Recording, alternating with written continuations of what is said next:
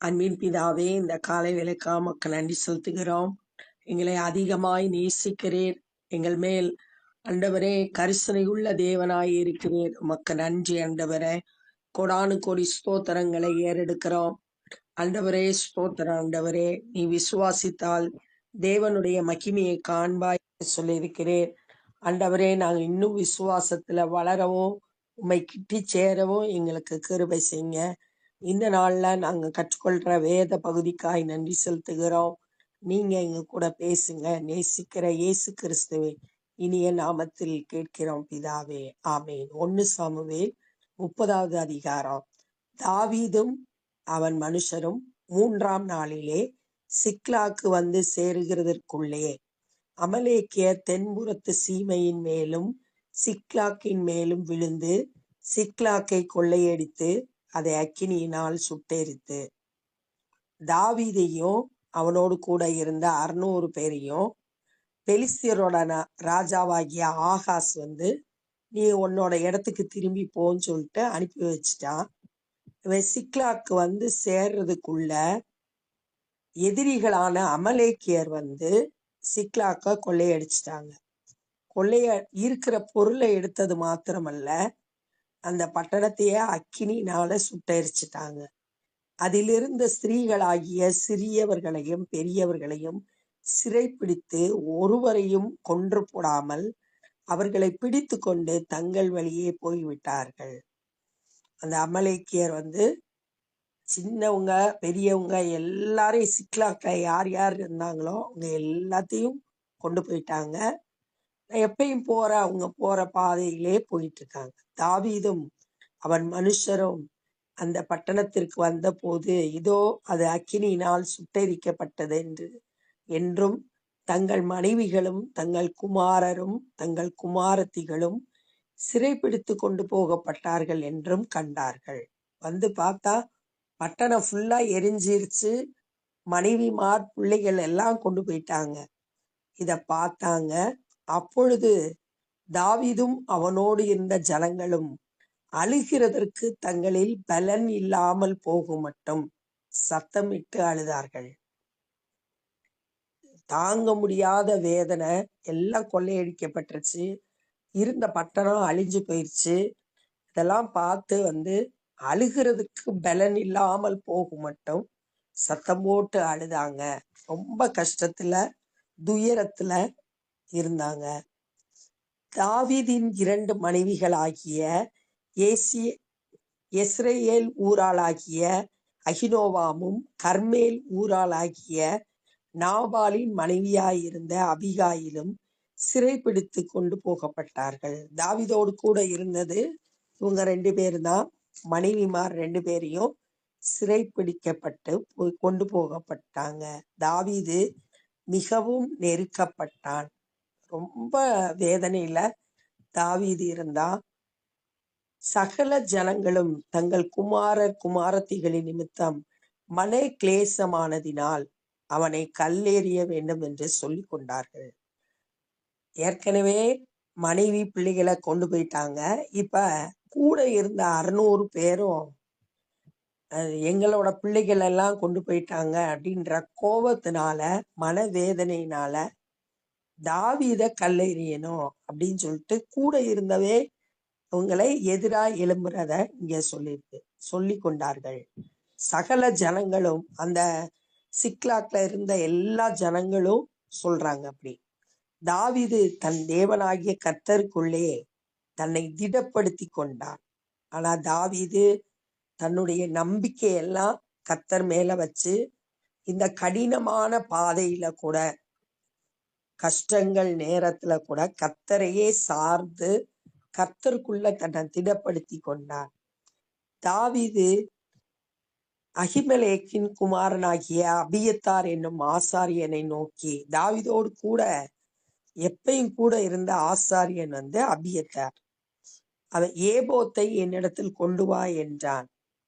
எப்பயுமே அவங்க ஒரு முடிவு எடுக்கணும்னா ஏபோத்து அப்படின்றது ஆசாரியர்கள் போடுற ட்ரெஸ்ஸு, அதுக்குள்ள ஊரின் தும்மீம் அப்படின்னு 2 கட்டைகள் இருக்கும். அதை எடுத்து போட்டு அது ஒரு டார்க் கலரும் ஒரு லைட் கலர்ல இருக்கும். அது சரியா நம்ம எடுக்கிற தீர்மானம் சரியான ஆலோசனை கேட்பாங்க. கர்த்தரிடத்துல ஜெபம் பண்ணிட்டு அத கட்டைய போட்டு எது ஆண்டவரோட சித்தம் அப்படின்றத அறிந்து கொள்ளுவாங்க. அதனால ஏபோத்தை என்கிட்ட கொண்டு வா அப்படின்னு சொல்லிட்டு தாவீது கர்த்தரோட சித்தத்தை அறியும்படியா ஏபோத்தை கொண்டு வர சொல்றான். அபியத்தார் ஏபோத்தை தாவீதினிடத்தில் கொண்டு வந்தான். தாவீது கர்த்தரை நோக்கி, நான் அந்த தண்டை பின்தொடர வேண்டுமா, அதை பிடிப்பேனா என்று கேட்டான். 2 காரியம் கேட்கிறான். ஒண்ணு, இந்த அமலேக்கியரை பின்னாடி நான் போவா, 2வது யுத்தத்துல நான் வெற்றி பெறுவேனா அப்படின்னு 2 கேள்வியை கேட்கிறான். அதற்கு அவர், அதை பின்தொடர், நீ அதை பிடித்து சகலத்தையும் திருப்பிக் கொள்வாய் என்றார். ஆண்டவர் தாவீதுக்கு பதில் கொடுக்கிறாரு. ஆமா, பின்தொடர்ந்து போ, நான் உனக்கு, நீ அவனை எல்லாத்தையும் பிடிச்சு சகலத்தையும் திருப்பிக் கொள்வாய் அப்படின்னு சொல்லிட்டு ஆண்டவர் தாவீதோட ஜெபத்துக்கு பதில் தர்றார். அப்பொழுது தாவீதும் அவனோடு இருந்த 600 பேரும் போனார்கள். இந்த யுத்த மனுஷர்கள் 600 பேர் தாவீதோடு கூட போறாங்க. அவர்கள் பேசோர் ஆற்றண்டைக்கு வந்த போது அங்கே சிலர் நின்று போனார்கள். தாவீதோ 400 பேரோடு கூட தொடர்ந்து போனான். 200 பேர் விடாய்த்து போனபடியால் பேசோர் ஆற்றை கடக்க மாட்டாமல் நின்று போனார்கள். ரொம்ப டயர்ட் ஆயிட்டாங்க. 200 பேரு ஆத்த கடந்து போல யுத்தத்துக்கு. தாவீதோட 400 பேர் கூட போறாங்க. ஒரு எகிப்தியனை வெளியில் அவர்கள் கண்டு அவனை தாவீதினிடத்தில் கொண்டு வந்து புசிக்க அவனுக்கு அப்பமும் குடிக்க தண்ணீரும் கொடுத்து, போற அப்படி வெளியில பார்த்தா ஒருத்தனை கண்டுபிடிக்கிறாங்க. அவனை தாவீதுகிட்ட கொண்டு வந்து நிப்பாட்டுறாங்க. அவனுக்கு சாப்பிட்றதுக்கு அப்பமும் தண்ணீரும் குடிக்கிறாங்க. அத்திப்பழ அடையின் ஒரு துண்டையும் வற்றலான 2 திராட்சை பழ குலையையும் அவனுக்கு கொடுத்தார்கள். அதை அவன் சாப்பிட்ட பின்பு அவனுக்கு உயிர் திரும்ப அவனுக்குள் வந்தது. அவன் பகல் 3 நாளாய் அப்பம் சாப்பிடாமலும் தண்ணீர் குடியாமலும் இருந்தான். பலவீனமா இருந்திருக்கான், சாப்பிடல, தண்ணி குடிக்கல. அப்ப சென்டே இல்லாம இருந்த அவனுக்கு முதல்ல நல்ல சாப்பாடை கொடுக்குறாங்க, தண்ணி கொடுத்து நல்லா அவனுக்கு அவனுடைய உயிர் திரும்ப வரும்படியா சரீரத்துக்கு தேவையான காரியங்களை அவனை கொடுத்து ஆயத்தப்படுத்துறாங்க. தாவீது அவனை நோக்கி, நீ யாருடையவன், நீ எவ்விடத்தான் என்று கேட்டதற்கு அவனை நல்லா சாப்பிட வச்சு ஸ்ட்ரென்த்தான பிறகு விசாரிக்கிறாங்க, நீ யாரு அப்படின்றத கேட்கிறாங்க. அவன், நான் ஒரு அமலேக்கியனுடைய வேலைக்காரனாகிய எகிப்து தேசத்து பிள்ளையாண்டான். 3 நாளைக்கு முன் நான் வியாதிப்பட்ட போது என் எஜமான் என்னை கைவிட்டான். என்னோட எஜமான் அமலேக்கியன். நான் வியாதிப்பட்டோனே என் எஜமான் என்னை இங்கே விட்டுட்டு அப்படியே போயிட்டான் அப்படின்னு சொல்லிட்டு தன்னுடைய காரியத்தை சொல்றான். நாங்கள் கிரேத்தியருடைய தென்புறத்தின் மேலும் யூதாவுக்கு அடுத்த எல்லையின் மேலும் காலேப்புடைய தென்புறத்தின் மேலும் படையெடுத்து போய் சிக்லாக்கை அக்கினியினால் சுட்டரித்து போட்டோம் என்றான். இப்ப அவன் உண்மையை சொல்லிட்டான், நாங்க சிக்லாக்க தீ எரிச்சு போட்டோம் அப்படின்னு. அப்ப இவங்களுக்கு எதிராக செயல்பட்ட ஒருத்தனை கண்டுபிடிச்சிருக்காங்க. தாவீது அவனை நோக்கி, நீ என்னை அந்த தண்டினிடத்தில் கொண்டு போவாயா என்று கேட்டதற்கு அவன், நீர் என்னை கொன்று போடுவதில்லை, என்னை என் எஜமான் கையில் ஒப்பு கொடுப்பதில்லை என்று தேவன் மேல் ஆணையிடுவீர், ஆனால் உம்மை அந்த தண்டினிடத்தில் கூட்டிக் கொண்டு போவேன் என்றான். இவங்களா தேடி கண்டுபிடிக்கிறதுனா நாளாகும், ஒருவேளை கண்டுபிடிக்கிறதுக்கு கடினமா இருக்கும். ஆனா அவங்க எங்க இருக்காங்கன்றத தெரிஞ்ச அந்த வாலிபனை கேக்குறாங்க, நீ என்னைய கொண்டு போய் விடுறியா அப்படின்னு கேட்கும்போது அவங்க ஈஸியா கண்டுபிடிக்கிறதுக்கு ஆண்டவர் ஒரு நல்ல வாய்ப்பை ஏற்படுத்தி கொடுக்கிறாரு. நம்மளும் ஆண்டவரை சார்ந்து ஜெபித்து அவருடைய ஆலோசனையின்படி நடந்தோம்னா நம்மளோட காரியமும் எளிதா முடியும். இங்க அதைத்தான் பார்க்கிறோம். தாவீது கர்த்தரிடத்துல ஜெபித்ததுனால ஆண்டவர் நேர்த்தியா நடத்துறார்.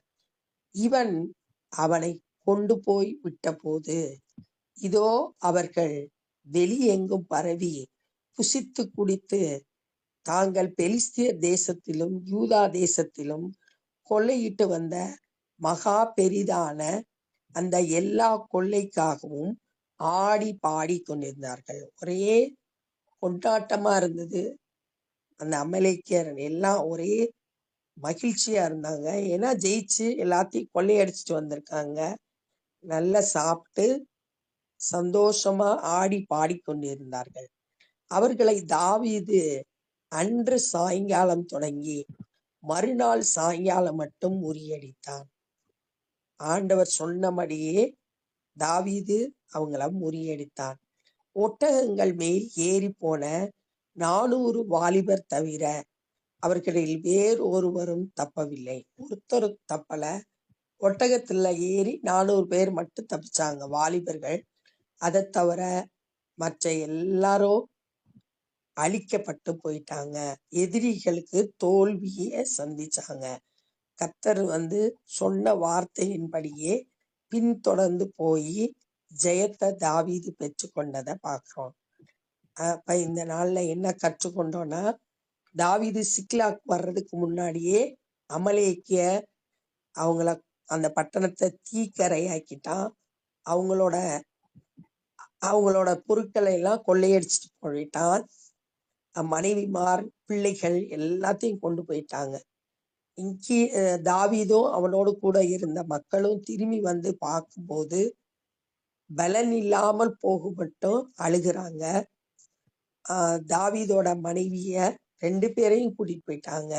தாவீதுக்கு ரொம்ப கஷ்டத்தோடு இருந்தான். அவை கூட இருந்த ஜனங்களும் தாவீது மேல கோவப்பட்டு கல்லெறியணும் அப்படின்னு பேசினாங்க.